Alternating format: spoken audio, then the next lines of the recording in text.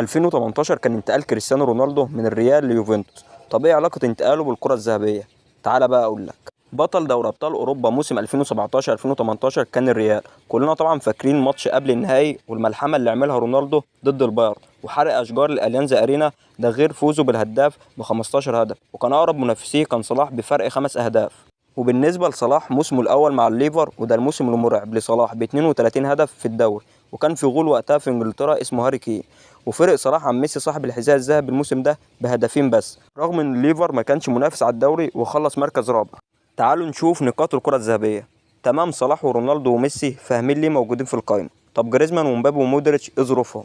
جريزمان مش متواجد في اول 3 في الهدافين او الصناعه في الدوري، لكن اتلتيكو خد الدوري الاوروبي من مارسيليا، وجريزمان رابع الهدافين ب6 اهداف.